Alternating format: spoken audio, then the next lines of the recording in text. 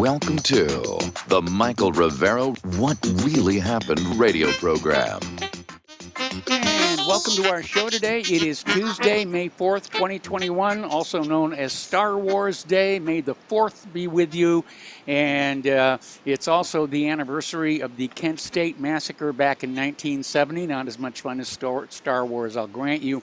We have a lot to talk about today. It's been a very busy news day.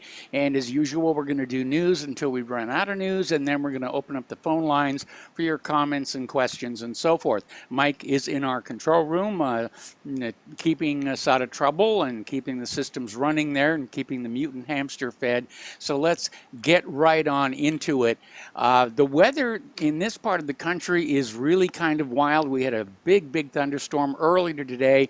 More rain and thunderstorms coming in tonight. Apparently a tornado hit outside Dallas. Was blowing 18-wheelers off the road, and 100 million people are still under a severe storm warning across the south. So Mother Nature's definitely, having problems these days here. Now, we reported last week on the new census is actually transferring House of Representative seats from Democrats to Republicans, and apparently up in New York, they're about to lose a congressional seat, and the word is that it will be Alexandria Ocasio-Cortez who gets the axe, because she's kind of seen as a wild card and not good for the Democrat Party image. So we'll see what happens with that. Now, Kevin McCarthy allies are saying Republicans are now fed up with Liz Cheney, and she will be out of her leadership position by the end of the month. A lot of faction fighting going on. A picture has surfaced of one of the jurors attending a Black Lives Matter rally wearing a Get Your Knee Off Our Necks t-shirt. And this juror lied about involvement in protests and Black Lives Matter on the jury questionnaire. And this right there might help Derek Chauvin win an appeal in that case. Speaking of Black Lives Matter, they have released an updated set of demands, and it says we are joining Representative Ilhan Omar, Representative Ayanna Pressley, Representative Cori Bush, Representative Jamal Bowen, and others who are demanding Trump be immediately convicted in the United States Senate. And Trump must also be banned from holding elected office in the future. They are very much afraid of this guy. Black Lives Matter called for Donald Trump to be permanently banned from all digital media platforms, arguing he uses the platforms to recklessly and irresponsibly spread lies and disinformation. So they're trying to cancel culture Donald Trump. Black Lives Matter also demanded that all GOP lawmakers that, quote, stoked Trump's conspiracy theories and encouraged the white supremacists to take action to overturn the election be expelled from Congress.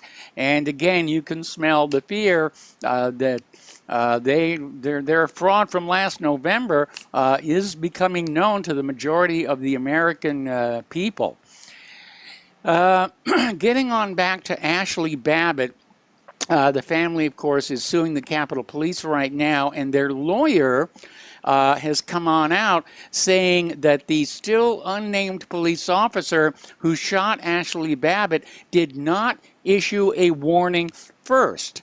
Now, the official story carried by the media is that he did shout a warning to those people trying to get into the Capitol. But witnesses are saying no, he did not, and a video has surfaced of the incident in which the officer appears to issue no commands to stop or any verbal warning that he would fire. He just lifts his gun and pulls the trigger, and that is basically it. Story coming on out of VDARE. The Biden regime is turning the Bush-era war on terror laws against white America. And news reports through the past 2 weeks demonstrate just what Biden and the left have in mind. A major surveillance operation involving not only the usual federal alphabet agencies, but also private informers to designate all dissidents as terrorists and white supremacists, and co-opting the private sector to punish them, as in putting America First Nicolas Fuentes on the no-fly list. So the boot is coming down hard and fast. Biden plans to pay outside entities to surveil social media for information about extremist groups, and they don't mean Black Lives Matter and Antifa. All right. Story coming on out of amgreatness.com. The Biden's intelligence community is breaching their legal authority to target the right. And the freshly reelected Republican senator from Nebraska had kind words this week for Joe Biden's intelligence chief. Senator Ben Sasse said the American people are blessed to have an intelligence community as serious as ours, and he called the group, which includes FBI Director Christopher Wray and CIA Director William Burns, heroes, and wanted to say thank you in front of the American people. Now, Ben Sasse, who is supposed to act as a fierce skeptic, not a fawning cheerleader of the world's most powerful intelligence apparatus, singled out Director of National Intelligence Avril Haines for praise, Sasse was just swooning over the Director of National Intelligence. Another story from the Information Clearinghouse. A report declassified last Wednesday by the Department of Homeland Security is raising serious concerns about the possibly illegal involvement of the intelligence community in U.S. domestic political affairs. Now, the report was titled Domestic Violent Extremism Poses Heightened Threat in 2021. It was issued March 1st. And it's a report from the Director of National Intelligence saying it was prepared in consultation with the Attorney General and the Secretary of Homeland Security, and was drafted by the National Counterterrorism Center, the FBI, and the Department of Homeland Security, with contributions from CIA and the Defense Intelligence Agency. Okay. Now, there's a new center out there called the Foreign Malign Influence Center that overtly is supposed to be looking at foreign interference in U.S. elections, but its real focus seems to be of intelligence agencies' interference in domestic politics. We talked about this one a little bit yesterday. Joe Biden last month quietly signed a ridiculous broad executive order to allow the government to deprive American citizens and organizations of their rights and property by arbitrarily linking those persons to real, imagined, or vaguely defined activities of the Russian government. And again, poor definition there, gives them a lot of latitude to say, even people who speak out against war with Russia could be construed as aiding the Russian government and would be subject to this quite unconstitutional and tyrannical treatment. Meanwhile, Democratic Representative Jerry Nadler, the chairman of the House Judiciary Committee, is out there demanding that news outlets stop reporting things and ADL head Jonathan Greenblatt don't like. Basically was on the warpath against an article from Matt Taibbi, shared last week by the National Post, titled Congressional Democrats' Heroic Fight to Save the Rich. And Taibbi pointed out how New Jersey Democrat Josh Gottheimer is one of a group of congressfolk threatening to hold up Biden's infrastructure bill if it doesn't include a giant tax cut for wealthy people. Now, the Harvard man and the Alpha Epsilon Pi brother is a member of the so-called SALT caucus, a group of Congress folk threatening to hold up the infrastructure bill if it doesn't include a full repeal of a Donald Trump-imposed $10,000 cap on deductions of state and local taxes. Now, Matt Taibbi's article does not explicitly say that Gottheimer is Jewish, but Alpha Epsilon Pi is a Jewish fraternity, and merely pointing out that Gottheimer attended that fraternity has been declared as anti-Semitism according to the ADL's Jonathan Greenblatt. So they're not even trying to hide the growing dictatorship. Following up on one of the earlier stories, CNN is out there saying that the Biden administration is considering using private firms to conduct warrantless surveillance of U.S. citizens, having sold the idea that private companies are not bound by the Bill of Rights. The government is now using private companies to spy on the American people in complete violation of the Fourth Amendment. And the plan being discussed inside the Department of Homeland Security would, in effect, allow the department to circumvent laws that limit what the federal government can do in surveilling U.S. citizens without a warrant. So they're definitely spying on you right now. Alan Dershowitz is out there saying that the raid on Rudy Giuliani's home makes America look like a banana republic, and he's certainly correct on that. And the recent raid on Giuliani's home by the FBI is nothing more than a new chapter in the witch hunt against anyone who ever worked with or defended Donald Trump. We saw that with Roger Stone and Michael Flynn. This is just more of the same. There was a little bit of an incident at CIA headquarters. There was an armed man tried to get through the main gate at Langley, Virginia, and wound up in a standoff with the CIA security detail. The FBI was brought in, and they shot and wounded this man outside CIA headquarters following the standoff. The man has not been identified. No motive has been given. Now, Tucker Carlson has dropped another bomb. GOP leader Kevin McCarthy and pollster Frank Luntz are roommates. And Tucker Carlson dropped a bombshell on the GOP establishment Monday night and revealed GOP leader Kevin McCarthy is renting a room from pollster Frank Luntz. Now, Frank Luntz lobbies on behalf of some of the world's most left-wing corporations like Google and Nike. So how does he have so much influence over the Republican Party? And it certainly looks like a serious conflict of interest. The other news that broke yesterday, Bill and Melinda Gates are calling it quits after 27 years. I guess Bill Gates couldn't make Millennium Edition work. He couldn't make Windows Vista work, and I guess he couldn't make his marriage work either. So Melinda Gates has filed for divorce, claiming the marriage is irretrievably broken.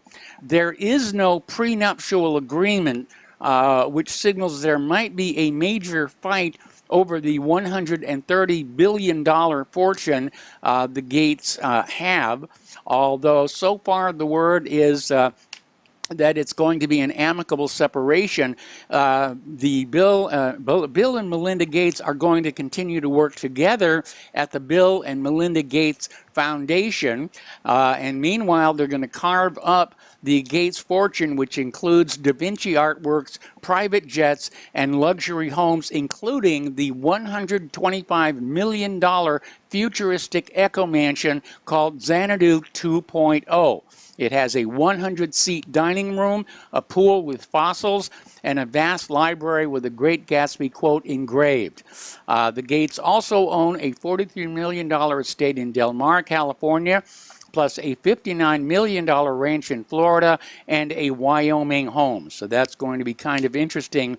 And it may turn out to be contentious because Bill Gates has hired his 97-year-old billionaire lawyer friend Charles T. Munger, who's friends with Warren Buffett, to represent him in his divorce from Melinda. So probably the tabloids are going to have a lot of fun from that. And story coming out of Russia today saying as Bill and Melinda Gates split up, it's time to divorce the Microsoft billionaire from calling the COVID shots for us. Because Bill Gates is not a doctor. He wasn't elected to anything. And now we know he can't keep his own house in order either. So it's time to quit pretending that he's the oracle on COVID-19 vaccines or how to run the world. And I could not agree more with that one. There's an advocacy group. It's an internet freedom advocacy group. NetChoice has now been called out for promoting censorship on social media. Seems like it's not exactly what they were supposed to be, but that's where they are. Over in Arizona, there has been a leak of initial numbers from the audit showing that Donald Trump did win the state in a landslide. We cannot confirm those numbers, but that's what's coming out so far. Meanwhile, the Arizona judge, Dan Martin, released the 2020 election audit team's security document to the public last week, which means anybody intending to interfere with the audit now has a blueprint with which to do so. And Judge Martin was selected by the wife of one of the 5 Maricopa County Board of Supervisors. This was after the first judge recused himself. Judge Martin was appointed and right away had concerns because he was appointed to the court by former Democrat Governor Janet Napolitano. Meanwhile, story coming out of Investment Watch blog, CNN was actually caught harassing the election workers outside the Arizona audit. Because remember, if it is absolutely proven there was massive election fraud last November, the corporate media shares that responsibility. And the corporate media are on the warpath. They're out there saying that the only reason for the Maricopa audit is to damage confidence in our election system. Well, the audit isn't what damaged confidence in the election system. It is the massive, massive election fraud. Up in Windham, New Hampshire, the selectmen moved their most recent meeting back to a small room at the city hall to try and keep citizens outside, and hundreds of concerned citizens were left standing outside. The Windham residents stood up with their backs turned to the board, and they screamed and chanted, "Resign, resign, resign." The board members then walked out of the meeting. They were obviously not expecting this kind of a public outcry over their obvious corruption in appointing a very much pro-left organization to audit their election. Over in Antrim County, plaintiffs are getting ready to introduce new evidence on the voting systems. And a new expert weighs in on the ongoing election-related lawsuit in Antrim County, Michigan. And a story that hit just before we went to airtime, the Supreme Court has once again refused to hear yet another lawsuit regarding vote fraud from Arizona. Justices see no evil, hear no evil, and speak no evil are absolutely adamant that they are not going to allow any of the evidence to actually see the light of a courtroom while they have any choice in the matter. Okay, getting on to COVID-19 here. There's an article that came out of Natural News where Pfizer is now admitting that vaccinated people shed infectious particles. And as we reported yesterday, researchers have shown it is the spike protein itself that is the disease-causing agent. And the spike protein is also in the vaccines, and that is why so many people getting the vaccine come down sick after getting that shot, which included my doctor, I might add. And so Pfizer is now admitting that the vaccinated people are shedding those spike proteins and making people around them sick. Okay, we're going to take a break for commercials. More news after these few words. And welcome back to our show here. We're talking about COVID-19. The Danish Health Authority has announced it will no longer use the Johnson & Johnson vaccine because of the possible link to blood clots. They're saying the benefits of the vaccine do not outweigh the risk of the blood clots. Another story, this one coming out of Yahoo. Scientists are trying to figure out why even the vaccinated can still get COVID-19. And they talk about this Cary Alexander Washington. He's 80 years old. He's a practicing clinical psychologist. Called his daughter in January as soon as he received his first dose of the Pfizer COVID-19 vaccine. He received his second shot February 4th. And then a little more than a month later, he came down with COVID-19. And on March 25th, he died after nearly 2 weeks in the hospital in intensive care. So I guess the vaccines aren't really working. It seems to be all downside and no upside. Story coming on out of Natural News saying coronavirus may have been a little bit overblown. Gee, you think? And it's no longer the leading cause of deaths in the United Kingdom, according to the latest data. And experts have claimed that the COVID-19 fatality rate in the United Kingdom could be close to 0% based on data they analyzed. And they basically said most Britons who died of COVID would have passed away from other causes nevertheless. And so it looks like the COVID virus or whatever it is sort of at bay. It's fading away is what's going on. Now, we mentioned this before, but we're going to touch on it again.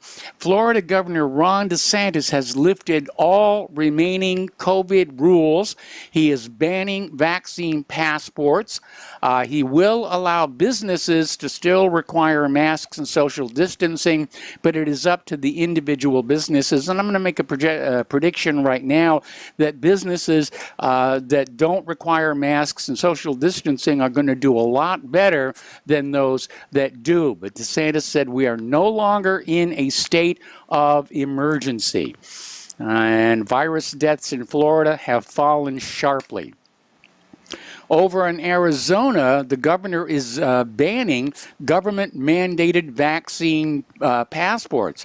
Governor Doug Ducey issued an executive order yesterday that bars the state and local governments from requiring that residents show COVID-19 vaccine passports to enter an area or receive a service. Meanwhile, over in Washington, D.C., their mayor has now banned dancing and standing at weddings and receptions, and so couples are now taking their wedding celebrations elsewhere, and I don't blame them one bit for that. Story coming on out from Health Impact News. And it's talking about 3,848 deaths and 118,902 injuries following the COVID vaccine injections, and now children are being reported as dying as well. And they're going from numbers logged into the Vaccine Adverse Event Reporting System. So these are CDC numbers that we are seeing here. Now, I've noticed a double standard in the reporting of what's going on. If somebody dies within 3 months of having COVID-19, it's reported as a COVID death. But if somebody dies within 24 hours of getting the vaccine, that's just a coincidence. Another story, this one out of Natural News. Again, over in Kentucky, a nursing home is reporting most of its residents who were fully vaccinated for the COVID-19 still are testing positive for the illness. Of the 26 positive residents who were vaccinated at the urging of Anthony Fauci, 20 of them still somehow managed to come down with the disease. And this one is rather tragic here. This is out of Global Research.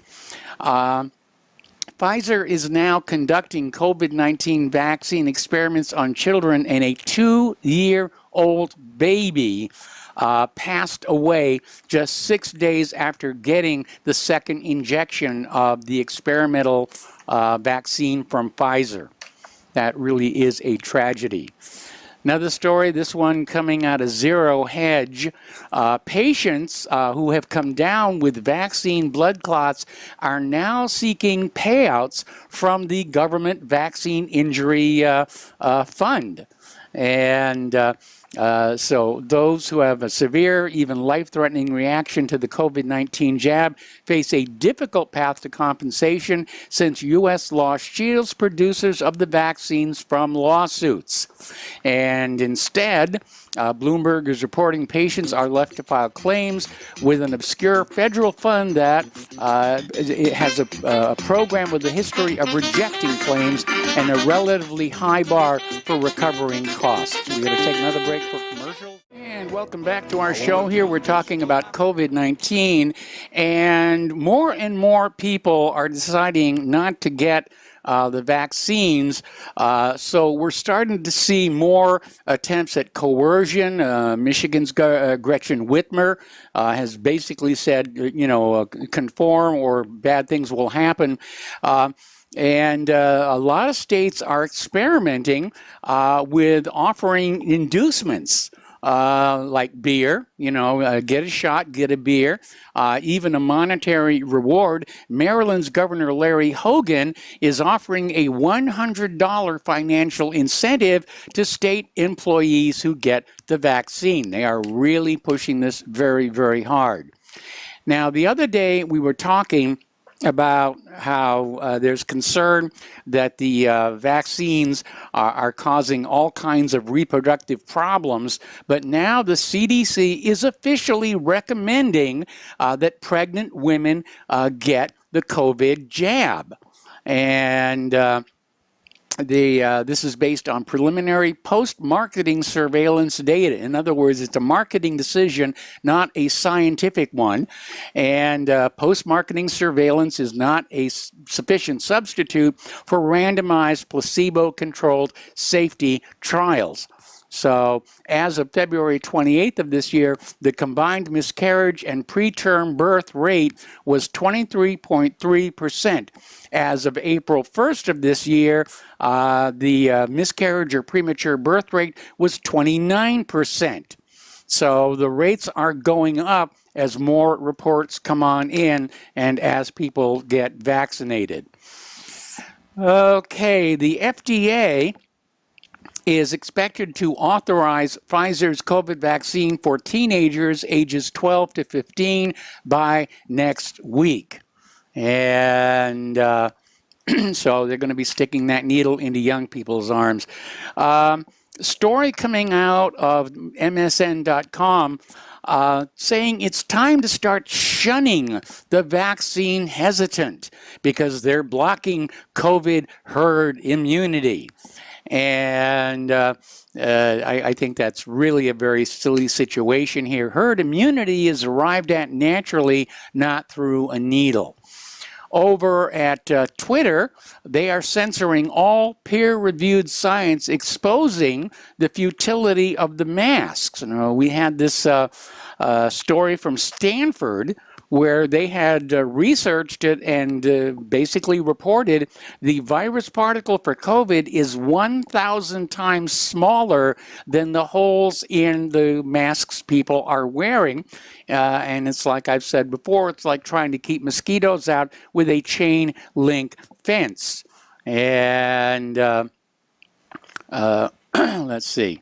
Over at National Vaccine Information Center, this is a highly regarded website. It has now been deplatformed by Facebook and Instagram as those working in the interests of the for-profit pharmaceutical industry further clamp down on open online access to important medical information that might affect their bottom line. It's all about the Benjamins. Now, there's a story, I did a flashback story where the CDC admitted that between 1955 and 1963, over 98 million Americans received one or more doses of a polio shot that was contaminated with a cancer-causing virus called simian vacuolating virus 40. Now, the CDC has taken down the page from their website. Google is blocking it, but a lot of online activists saved the page for this grand admission. Now, here's where the corruption really becomes obvious. There is a supposedly independent fact-checker website called factcheck.org, and it has been exposed to having been funded by the same $1.9 billion vaccine lobby group that it is supposed to be fact-checking. The site is a Facebook partner whose articles are used to censor critical voices on the social media platform. It is headed by a former CDC director, which is, again, a conflict of interest. Now, we put up a video on whatreallyhappened.com where the World Economic Forum director is on record saying there will be another viral crisis which will be faster. And I have to wonder, how does he know? Okay, that seems like a rather prescient comment to make. Turning to the international news now, for 4 years, the Pentagon failed to charge partner nations for the use of American rotary wing aircraft in Afghanistan. And the department has no way of knowing how many millions of dollars have been lost. This is coming from the Defense Department's Inspector General. And so they're not, the U.S. is not getting the reimbursement from the coalition partners. During that time period, American and coalition costs for rotary wing transportation, say that 3 times fast, hit $773 million. A lot of that should have been reimbursed by the coalition partners, but instead you're going to wind up paying for it. Another story about Afghanistan saying it's not only the graveyard of empires, it may be the graveyard of contractors as well. The U.S. intrusion into other countries involves a lot more than just the uniformed regular military. They hire a lot of contractors. Now, the United States is looking at withdrawal of the remaining 3,600 troops in Afghanistan by September, but that's not counting the nearly 17,000 contractors on the U.S. payroll there, 6,147 of whom are American citizens. They're mercenaries. Contractors is a polite name, but that's what they are. They're mercenaries. And CENTCOM Commander General Kenneth McKenzie is saying the U.S. contractors will come out as we come out. But we're hearing from other officials that in point of fact, we're not really leaving Afghanistan after all. The Russian aerospace forces have carried out a series of airstrikes on ISIS hideouts in central Syria, and specifically the Jebel Bishri region, located along the border between Raqqa and Deir ez-Zor. The strikes took place in anticipation of a large-scale operation that the Syrian Arab Army will carry out with Russian support. And it says ISIS has ramped up its activities in the last several weeks. The Amaq news agency even shared footage of terrorists going about their daily chores in Homs, likely to show that being a terrorist isn't so bad and that's some sort of normality for the entire thing. Meanwhile, a Syria's petroleum minister is condemning U.S. forces for acting like pirates and saying the United States now controls most of the crude reserves in the northeast of Syria and is looting the oil to strangle the country's economy. And Petroleum and Mineral Resources Minister Bassam Tomeh said Americans and their allies are targeting the Syrian oil wealth and its tankers just like pirates. Up in Europe, the European Union has summoned Russia's ambassador to condemn Moscow's decision to bar 8 officials from entering the country, which the Kremlin said was in retaliation for sanctions imposed on Russian citizens by the European Union. This is another indicator of the rising diplomatic tensions between Europe and Russia since the start of this year. Everybody is pushing. The EU has in turn angered Moscow by demanding that Kremlin critic Alexei Navalny should be released from prison while blacklisting more Russian officials for human rights abuses. Okay.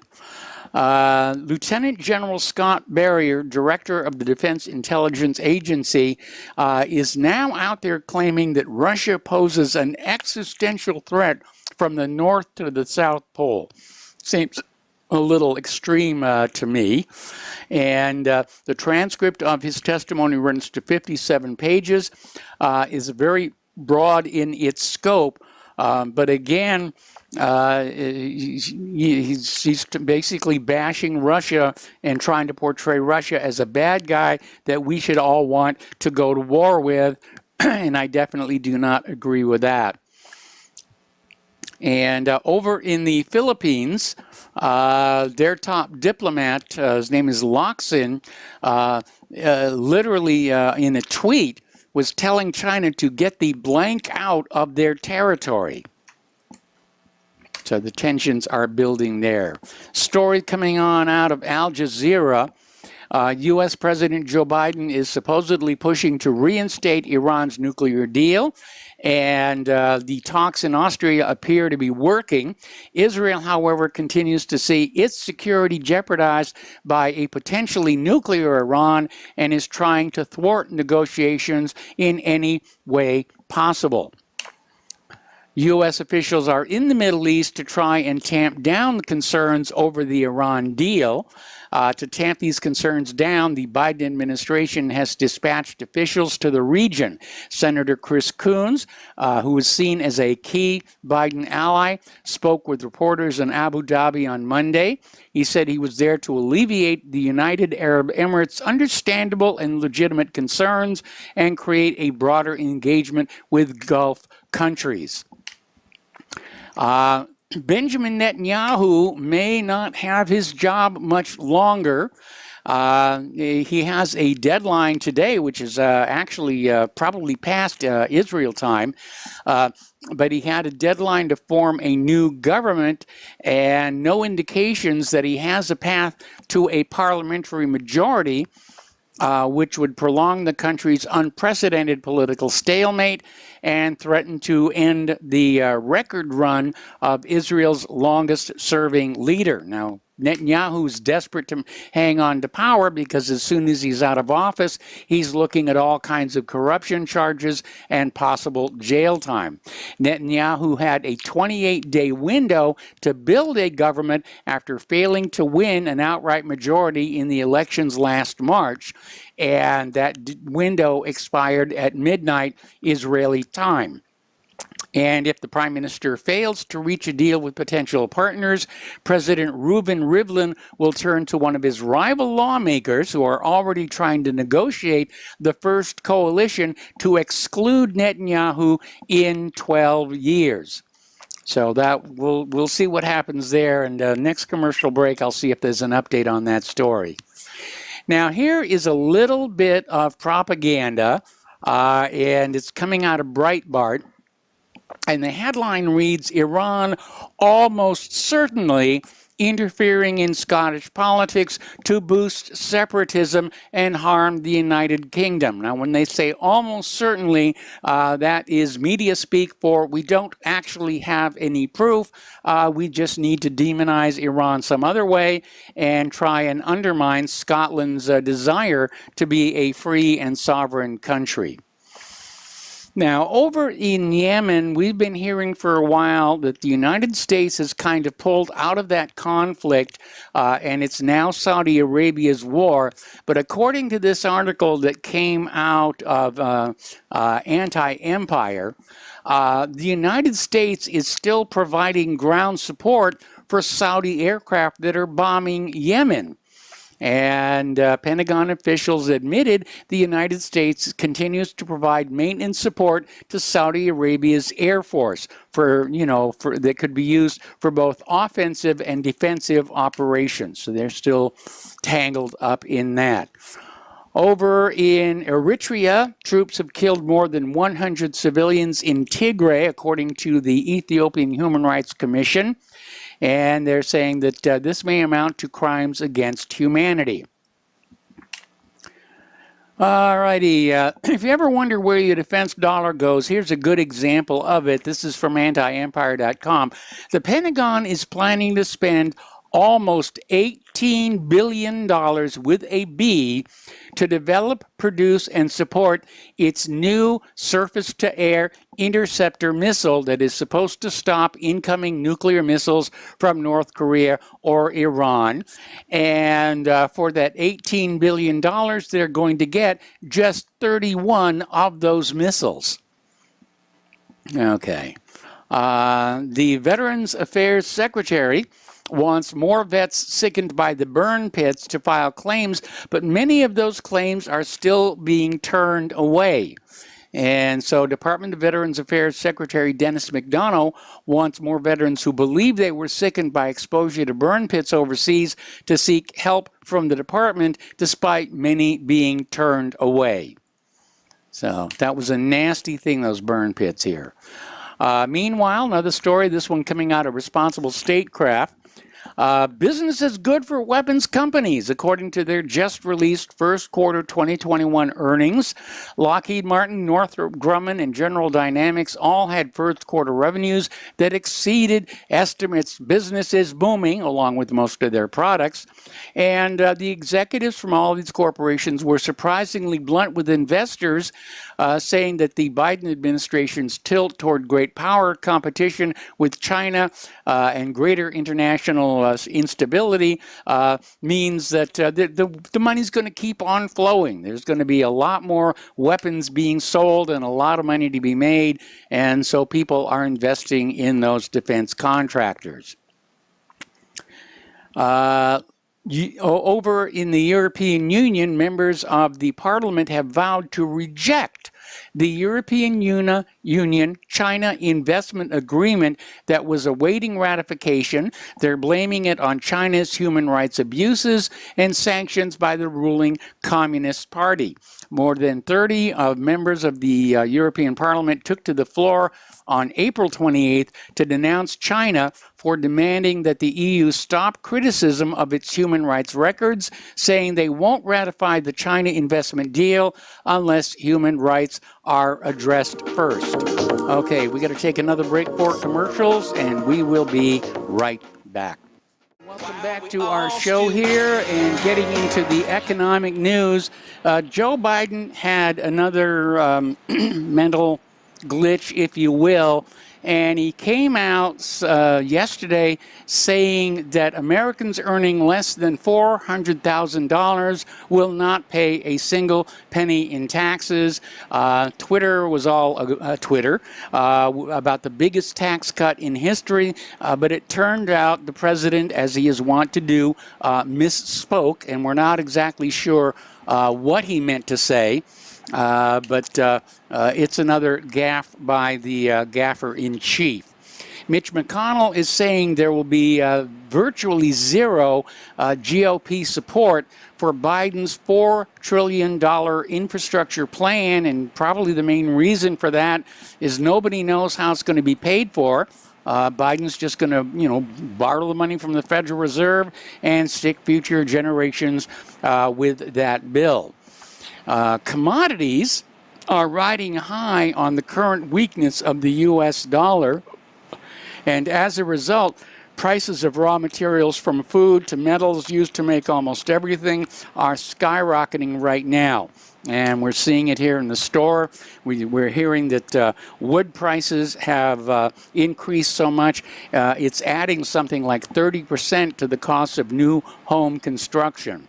Story coming on out of Blabber Buzz, and it talks about how the Biden administration is laying the groundwork for a long-term increase in food assistance for tens of millions of Americans, and he's trying to implement this without going through Congress.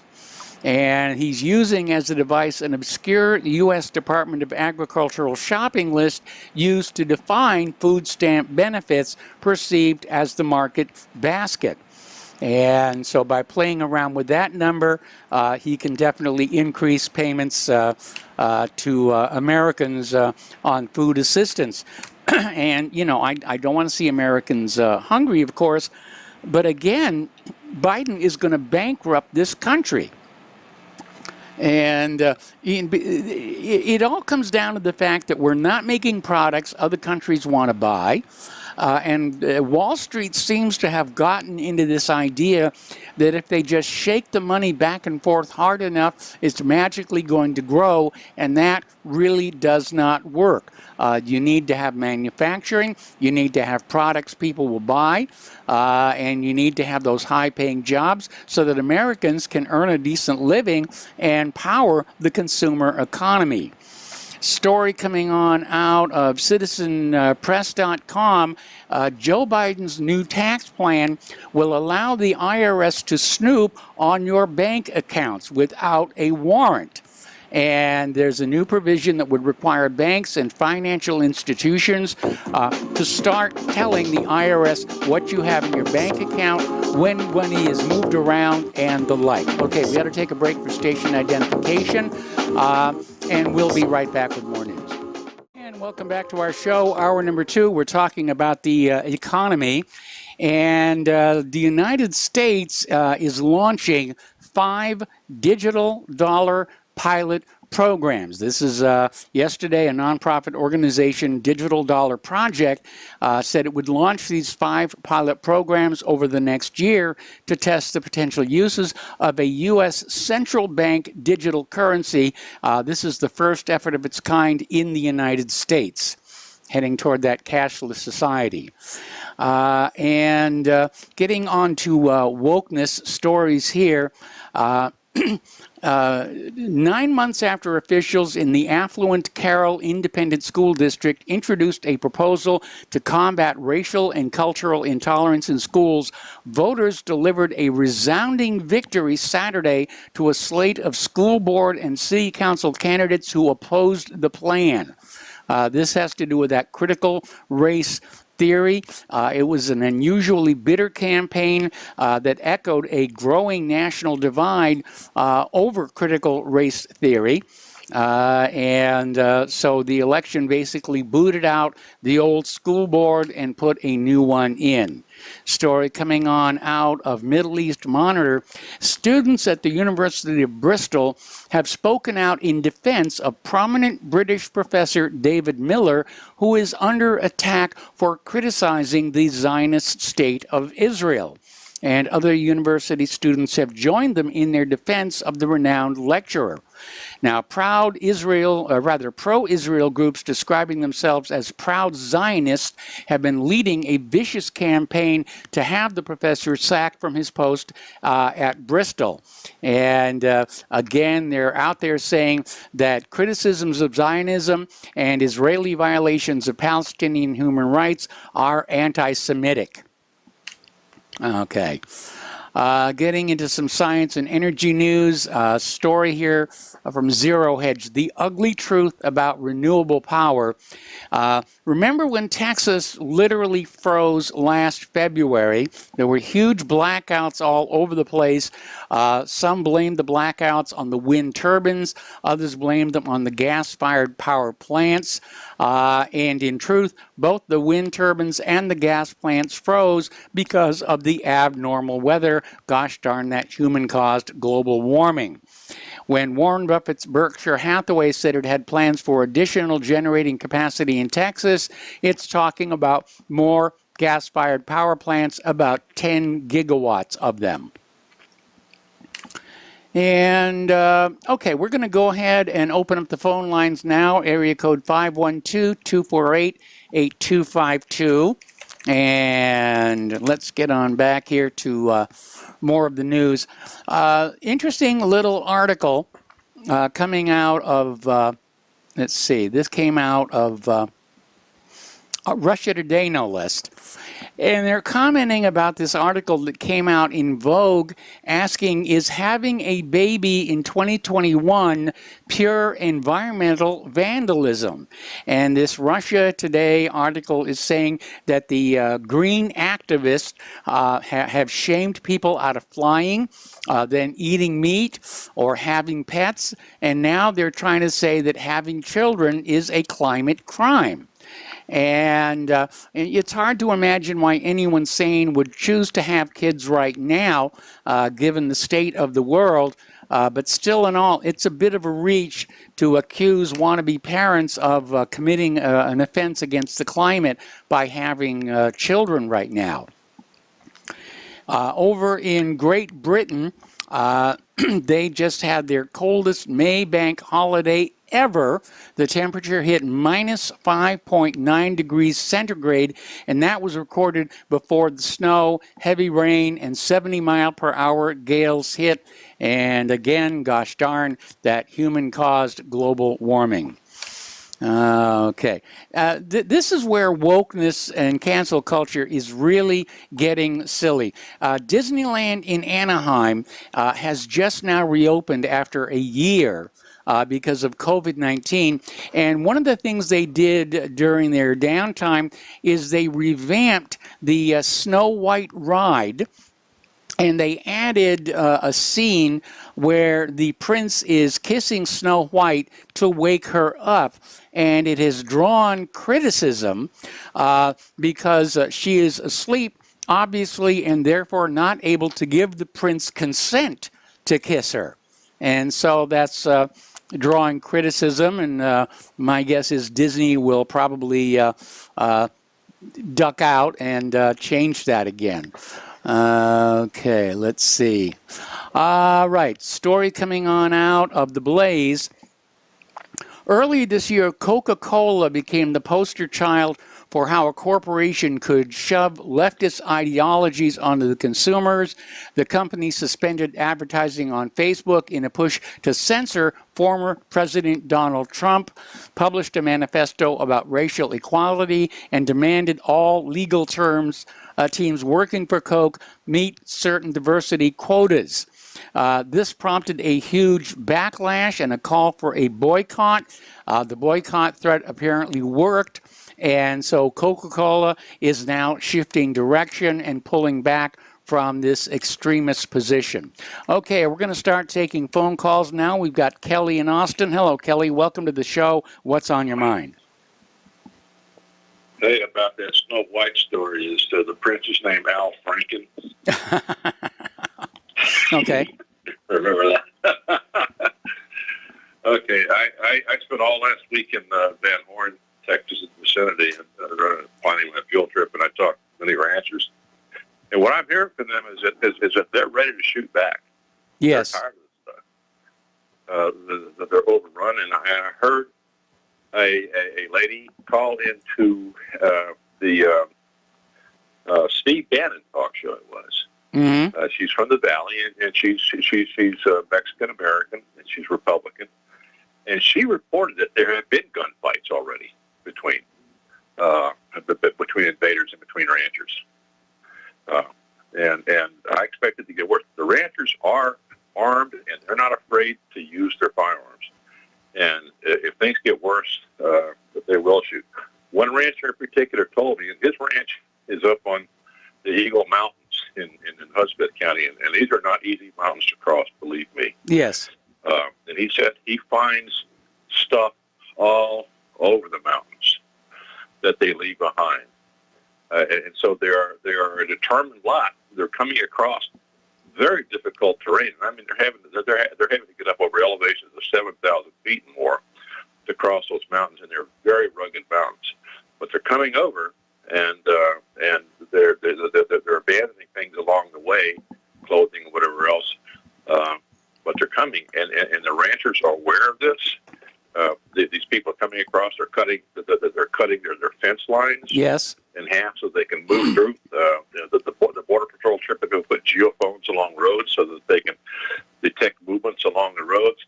So the migrants come through and they move away from the roads into the away from the roads some distance, and then they cut through the fence lines. Well, of course, now that makes it possible then for the cattle, to migrate wherever they need to migrate. The ranchers are tired of it. Yeah, I don't blame them. And they are well armed. They know how to use their firearms. The problem now is that these guys coming across, have automatic weapons, and I'm not sure how the long rifles of the ranchers will work against that. But there are a lot of ranchers down there, and they're pissed. They're really angry. They know that the Biden administration does not care. They want these people to come in for political reasons. They're losing their property rights down there. Yes. With people coming across.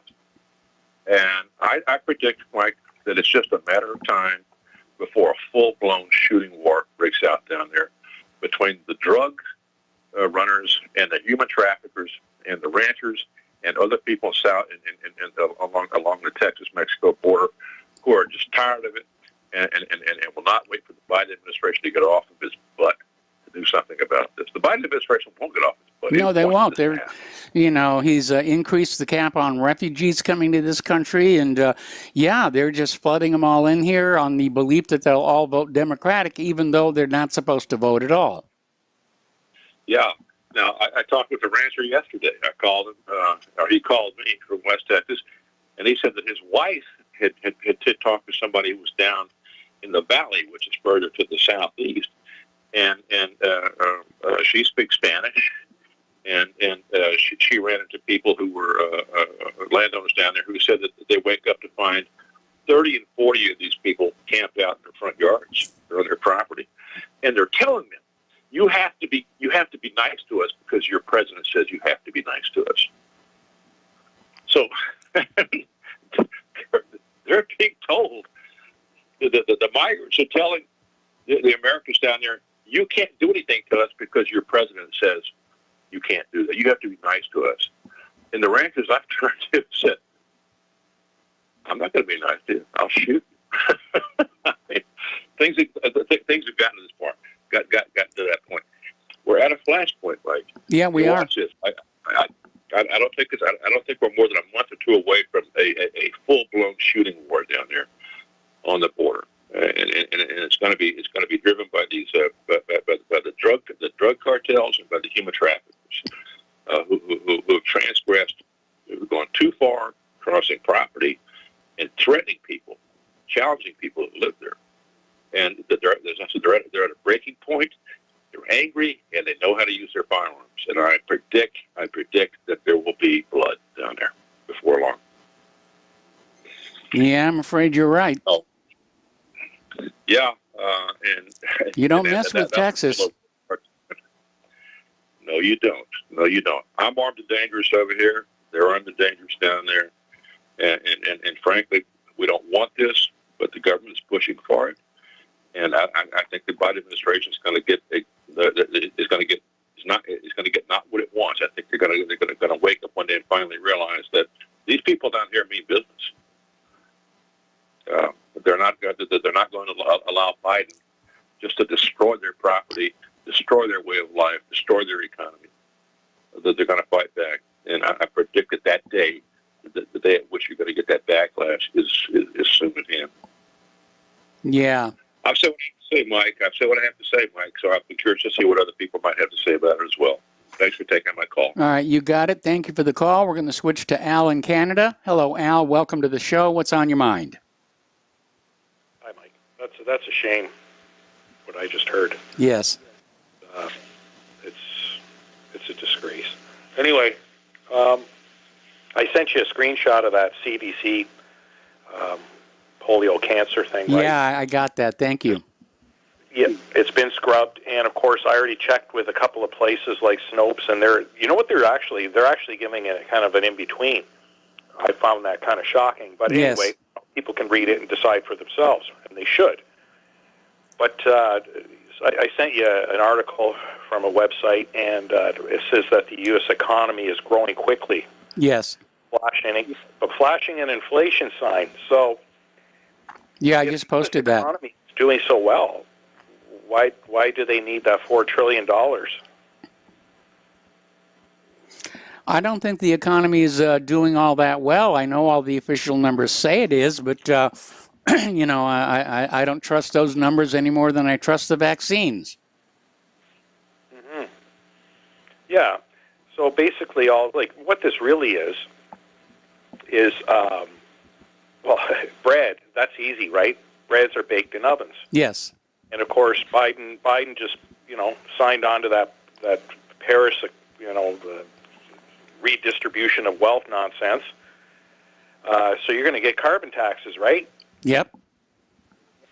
And of course, gasoline's gone up because the United States is not energy independent anymore. No, it isn't. And on top of that, and here's the biggest crime, is this is like a couple weeks after they sent out $1,400? Yes. Yeah, well, that $4 trillion would be better served to maybe do what the Republicans want, which is $600 billion for infrastructure, actual infrastructure. Yes. Right? And then, maybe send out another $100 billion to the people. I mean, well, just to play devil's advocate here, our national infrastructure is in terrible, terrible shape, and $600 billion isn't going to be enough to fix it, even if it is all spent wisely and prudently. Our highway system is crumbling. The Western irrigation system is delivering only about 30% of the water it was designed to deliver. The rest is being lost through cracks in the various pipes and aqueducts. And our country has been allowed to basically rot on the vine for going on a quarter of a century because all of the surplus money is being spent on wars, not to mention Israel. Yeah, but also at the same time, I mean, to fix what you're actually describing, there has to be a plan in place. That you can't, you can't just throw like education. You don't just throw money at a problem and expect it to fix itself. No. And one of the big problems right now is who's in power and how this cash would be used, because who's to say that some governor won't take it and decide to, spend a bunch of cash indoctrinating students into thinking that just because you're white, you should be ashamed of yourself. It's like that $4 trillion. I've looked at some of where that goes, and it's just, it's brutal. It's like a liberal checklist. Yeah. Of this kumbaya love fest that they all these wokers want to embrace each other with and try and push everybody into it. Because if you're not part of the club, then you're not welcome. Yeah. Right? Yes, that seems absolutely. To be the message that I'm hearing and reading all the time with people that think a certain way, and if you don't think that way, then there's something wrong with you. Yet they're the minority. But they have so much cash, and their voice is so big. It amazes me. Well, it amazes me only because that people actually put up with it. And obviously that's coming to an end, and hopefully it continues to end. Well, from what Kelly said, at least in Texas, people are starting to, fight back gun in hand. And I don't like that development, but at this point, if our elections are being rigged on us, like I said yesterday, I can understand all the people who are talking about revolution now. Yeah. Well, violence is one of the greatest motivators, right? Fear Yes. and violence. So obviously, fear's not working. because these people know they can just waltz in, and they're given everything on a silver platter. So there is no fear. So what's left? Well, I guess you got to take matters into your own hands. It'd be horrible if something like that actually happened, but if it's going to happen, it does seem that it's headed that way. Remember what John Kennedy said: when peaceful revolution is impossible, violent revolution is inevitable. And unfortunately, I think the United States is about to prove him right. Yep. It's looking that way, Mike, and it's too bad. But at the same time, the Republic needs a good cleansing. It would help the people up in Canada as well. I appreciate your time, Mike. Thank you for taking my call. Okay, well, thank you very much for the phone call here, and we're almost at a commercial break, so I'm going to do a little news here rather than start another phone call that I'm going to have to interrupt. And let's see. Story coming on out of the Daily Mail: is your car spying on you? And they're saying that drivers that link their smartphone with their cars, that the vehicle makers are allowing access to their personal data, allowing third-party companies to the information gleaned from the car. And sent to your iPhone, your smartphone. So it's a little bit scary there because we have that thing in our Hyundai here. Okay, we've got to take another break for commercials. We've got more callers waiting on the line. We've got empty lines right now, 512-248-8252, and we'll be right back. Welcome back to our show here, and again, a quick reminder that Republic Broadcasting Network needs your continuing support to keep on doing what we're doing, and the postal address to send a check, money order, or if you prefer anonymity cash, is Republic Broadcasting Network, 2251 Double Creek Drive, number 302, Round Rock, Texas, 78664. The phone number where you can make a credit or debit card donation is 800-724-2719, extension 3. Now, if you send in a donation for $100 or more, you will get your choice of an official RBN coffee mug or one of these cool official RBN t-shirts and the associated bragging rights, so include your t-shirt size as well as a return address. If you send in a donation of $115 or more, you will get both. And don't forget, the Front Sight Firearms deal is still going on. All right, we're going to go back to the phones to Mark in North Carolina. Hello, Mark. Welcome to the show. What's on your mind? Hey, how you doing, Mike? Mike, you're talking about Gates and his wife getting divorced? Yes. Well, InfoWars had something very interesting on it earlier. They got a big, as a matter of fact, if I can, I'd like to share it with you. Okay. If I can get it off the site. It's actually on band.video. He evidently, Melinda Gates found out about her slimeball husband, that he had something going with Jeffrey Epstein. Yeah, there was actually a big stink a while back where somebody who was engaged in child porn was arrested at the Gates home. Right.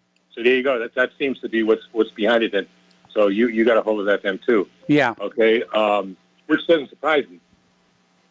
Not that I think much of Melinda Gates either, but she's probably not as bad as Gates himself. So evidently this does cause some consternation because I guess she realizes her husband is probably a child molester or a pedophile. Yes. On top of everything else. Bad that he is. And this is good because this may be a chink in the armor of these globalists when they're chief. I would say he's just about a chief. Either him or Klaus Schwab.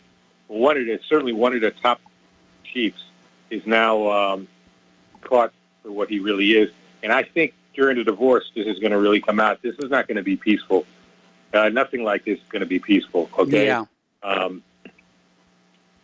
There's going to be money involved. There's going to be all kinds of other stuff. There'll be accusations, and this stuff is going to spill over. So I think that's a good thing because anything that exposes these evil, demonic clowns is a good thing for all of us.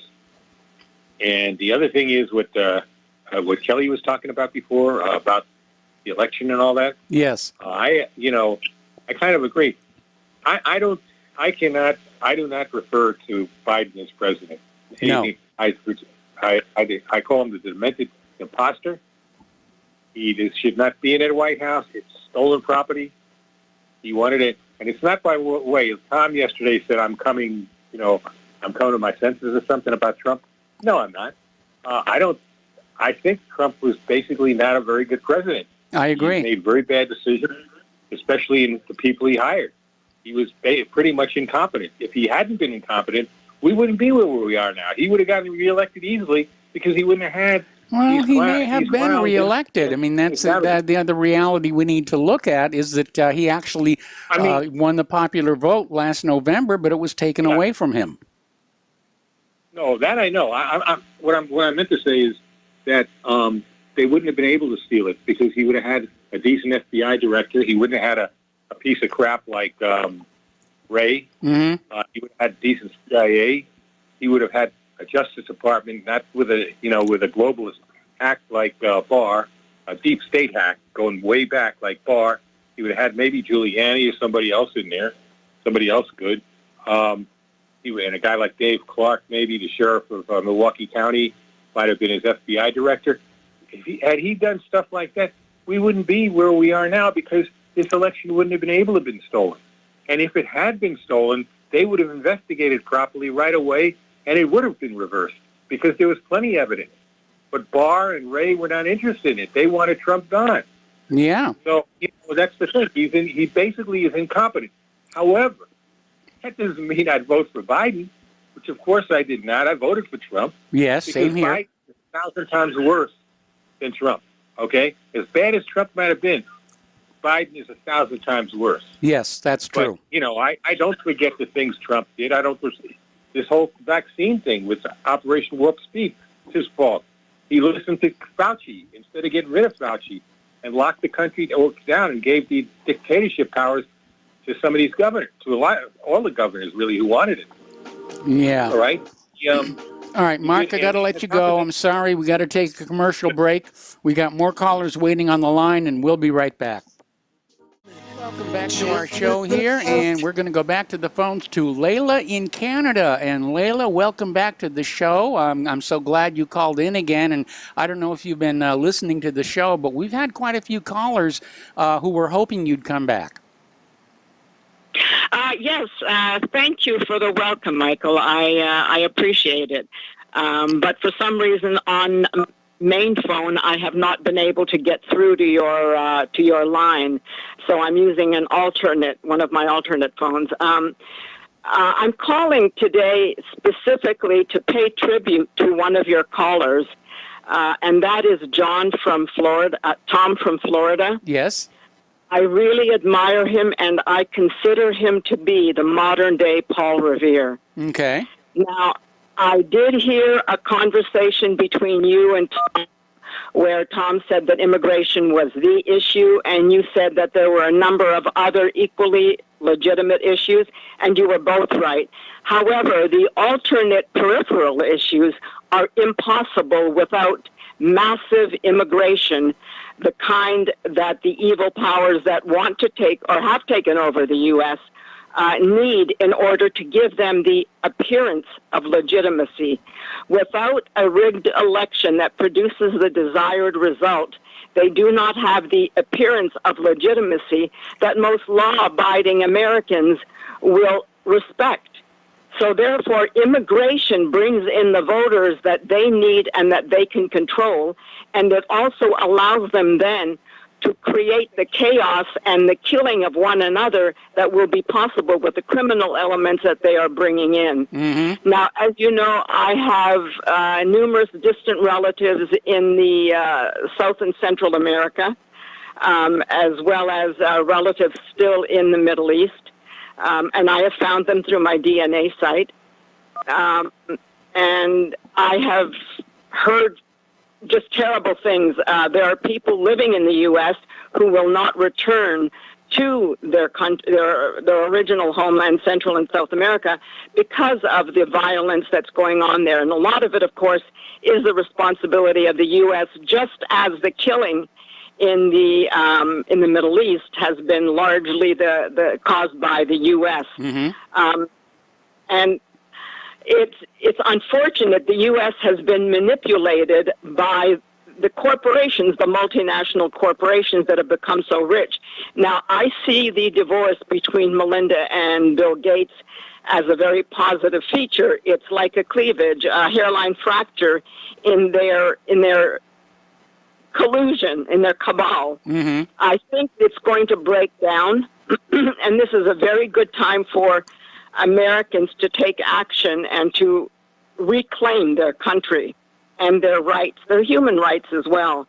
Deaths and murders and torment has been visited upon the rest of the world in their name, with their money and their labor, against their will if they had known what was going on. So I won't keep this too long, except there is just one comment I do want to conclude with, and that is, well, actually two. One is read the Nuremberg statement that was issued by Francis Boyle, Mm-hmm. Boyle. Look that up. It's something anybody can use to present to someone who tries to force them to take one of those so-called vaccines.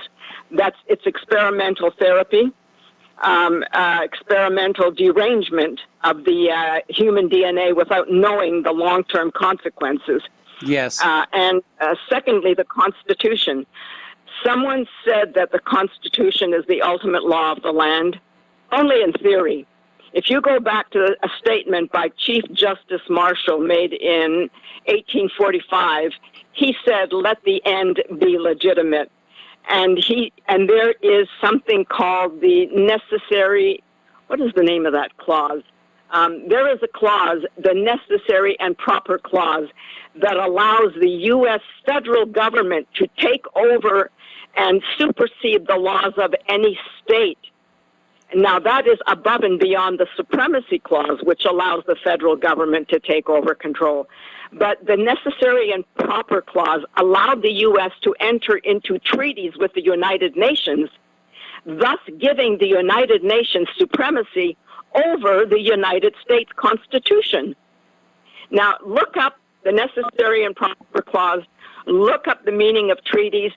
Unless it is explicitly prohibited, a treaty, if interpreted by Congress as having the power that it claims, then if it's not explicitly prohibited, then yeah, the UN treaty, the UN is running the U.S.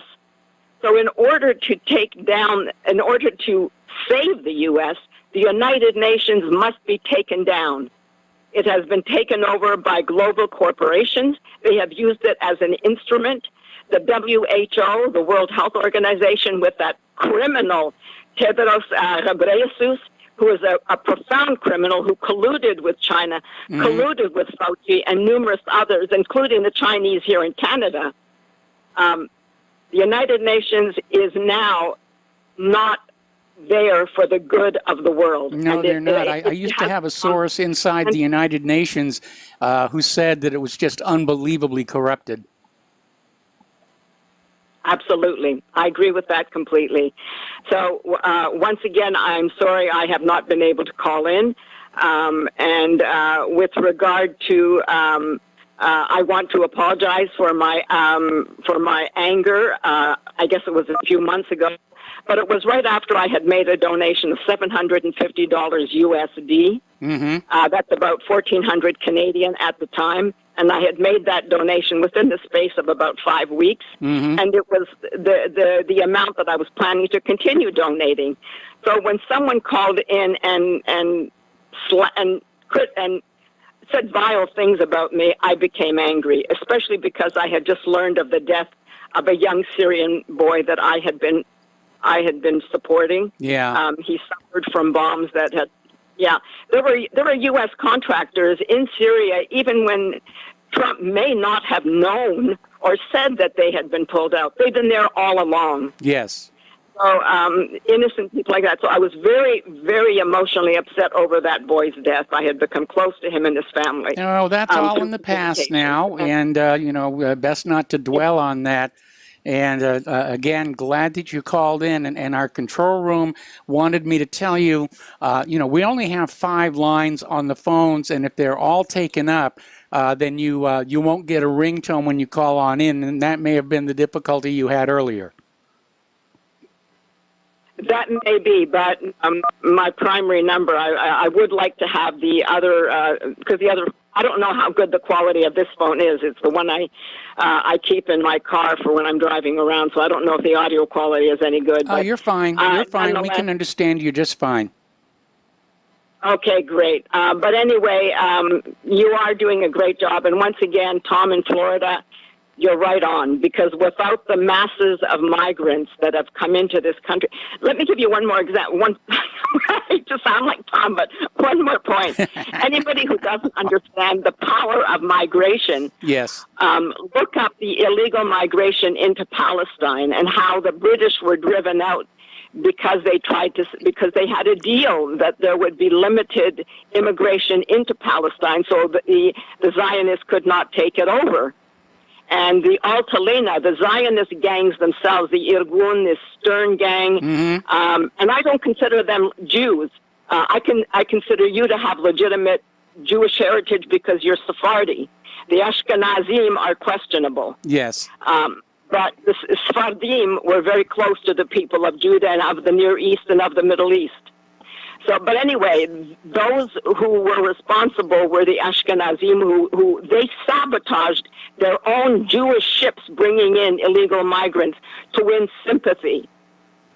They killed numerous Jews on boats waiting to unload the refugees from Europe. And that then gave them the sympathy so that the British finally left with their tail between their legs. Just as they did out of India. And for those who are curious, look up Gertrude Bell. She has written there's a wonderful book about her, a biography about her, and her role in Iraq, Palestine, and the whole area, and how the British government used their government in the Indian colony to sabotage Iraq and take it over because of the oil. Yes. It was all about oil. The curse of the Middle East. Anyway, once again, it's good to be talking to you, and my apologies for not having called in for a while. But anyway, whatever, as you say, it's all in the past. The point is we've got to move forward and hopefully save that great country. Bye for now. That's why I keep working at it. And again, glad to have you back on board. Thank you very much for the phone call. And we're going to switch to Bobby in Florida. Hello, Bobby. Welcome to the show. What's on your mind? Hey, Mike. I was wondering if anybody ever tried to Google how long it takes to count to 1 trillion. Have you ever done that, Mike? No, I've never done that. I imagine it's going to take a while. 33,700 years. Okay. So if you got, I don't know. I mean, we're never going to pay this money back, but giving people money all the time, and believe me, I could use all the money, but when it starts flying out of a helicopter, they start giving, I've never seen that in my lifetime. I get kind of nervous about that. Yes. They're going to keep giving people money. Well, they're trying to get us all dependent on the government so we won't stand up and resist what the government is trying to do. And it's working. People where I live at, you can't. There's jobs everywhere. I mean, everybody's got a now hiring sign everywhere. Where my girlfriend works at, people don't want to work. And I got a friend of mine. He's getting paid $560 a week to stay home, and he don't have to really go out and look for jobs like you used to when you're on unemployment. You can do it all online. So that's not the answer. And then I have to deal with my ex-wife to get my stimulus, and that's not very good either. Okay, well, I can see that might be a problem. But that's not what I'm just saying, you keep giving people money, and they're not going to want to do anything, I think you were talking earlier about bringing the fuel to us. It didn't have tanker drivers. I don't know. I know that the fuel jumped up to 20 cents on a gallon today. Yes. So that's getting... I went to go buy some chicken today. There was 4 chicken breasts for like $17, and that's at the poor store. I'm like, oh, geez, I don't know. I'm starting to feel it here. Yeah. You know? I guess I'm start shooting everything that runs across my yard again. All right, well, let's go, Mike. That's a long way to count, though. I mean, you figure if it takes that long to count, I guess a computer could do it pretty quick. But that's a lot. That's ridiculous. We're never going to be able to pay it back. No, we don't have a government that ever intended to pay it back. Their goal is to convince us that we own that debt and to keep us enslaved to it in perpetuity.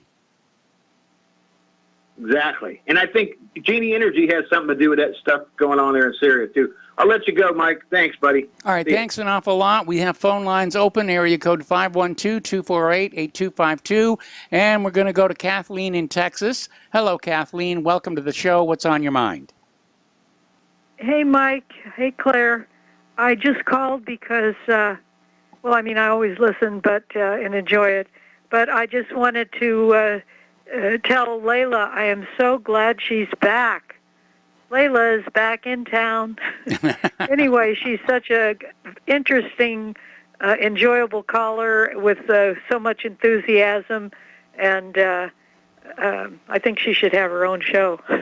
But anyway, all right. That idea has been talked about. Good. Okay. Well, God love you guys. You're always in my prayers. All right. Well, thank you very much, and thank you for the phone call. And our phone lines are now completely open. Area code 512-248-8252. Getting on back to the news here.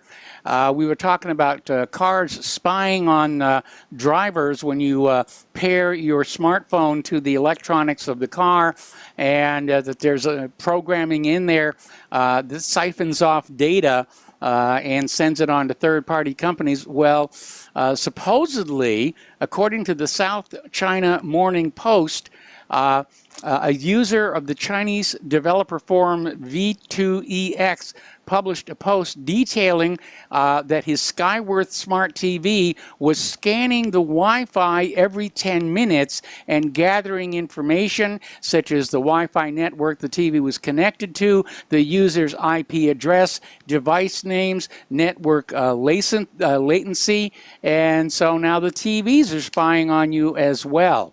And that is an area of some concern.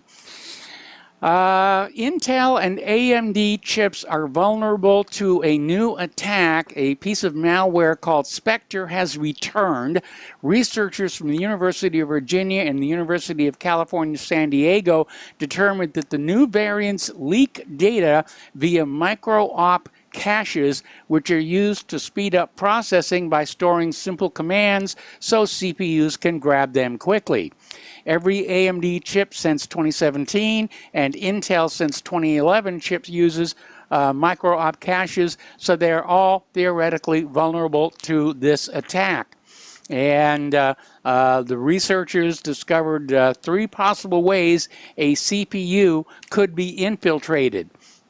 And a same-thread cross-domain attack that leaks secrets across the user kernel boundary, a cross-SMT thread attack that transmits secrets across 2 SMT threads running on the same physical core but different logical cores via the micro-op cache. And it's amazing how intense the malware has become, and again, it is very disconcerting that our government does not really seem all that concerned about it. Now, there's a little bit of good news. Over in Germany, the police there have shut down a massive darknet child pornography network. It had over 400,000 members, and they've arrested 4 people that are thought to be the administrators of this network. And the platform was called Boys Town. It's been in existence since at least June 2019, and it was only accessible via the darknet. So 3 men between the ages of 40 and 64 were arrested in 7 raids in Germany, while a 4th German citizen was arrested in Paraguay at the behest of German authorities. Well, I'm glad they shut that one down because I think that's very sick. We got to take a break for commercials. We'll be back with more phone calls after these few words. And And welcome back to our show here. We're going to go back to the phones to Dan in Washington State. Hello, Dan. Welcome to the show. What's on your mind? Dan. Dan, are you there? Okay. Hello? Hello, This is Dan? Laura. Who am I talking to? There's Dan. Hello? Hello, Dan? There you are. Okay, yeah, a little communication mess up there. What's on your mind? Well, I drive all over America, every state, Democrat, Republican, and as far as the masks and the lockdowns, it doesn't really matter state to state because the corporations have more power than these states. So no matter where you're at, Walmart's going to ask you to put the mask on. Now, I mean, it does matter a little bit, so that's one point. And the point, I don't like this DeSantis being pushed because if you notice, he also allowed corporations to choose to make people wear masks. Yes. Still. So if that's the case, then he could just choose to allow them to get a vaccine or they get fired from their job, as well. But I guess it's good he's against the vaccine passport, though. All I know about DeSantis, I agree with a lot of what he's doing, but I feel like we're being used because he basically launched his campaign from Israel, and he was for the BDS legislation, which is totally unconstitutional. And that's kind of just where I'm at with him, I'm not going to get too excited. I think they're going to push him for an election, but like Layla's saying, I mean, that's, the Zionism stuff has infiltrated both parties, and I think it kind of ruined Trump's presidency for me as well. But, I mean, DeSantis is definitely not the worst of all these people, for sure, but just watch out for that. When someone launches their campaign from Israel and they're, for that's a red warning flag. Israel. Yeah. I had a point about Trump. Robert Rabel played a clip of True News on his show on Sunday, and it basically had Trump, just bragging about the vaccines, and he did the best vaccine ever, and no one could have done what he did, and he was kind of making fun of anyone that's against the vaccines, the anti-vaxxers. So it's kind of hard for me to stick up for Trump anymore. Well, Trump was definitely a disappointment, but I agree with that other caller. He's certainly a heck of a lot better than what we've got in the Oval Office right now. And it does seem like things are rapidly getting worse under the Biden or whoever's behind him administration. Anyway, Dan, I'm going to have to let you go. The music is playing. The show is over.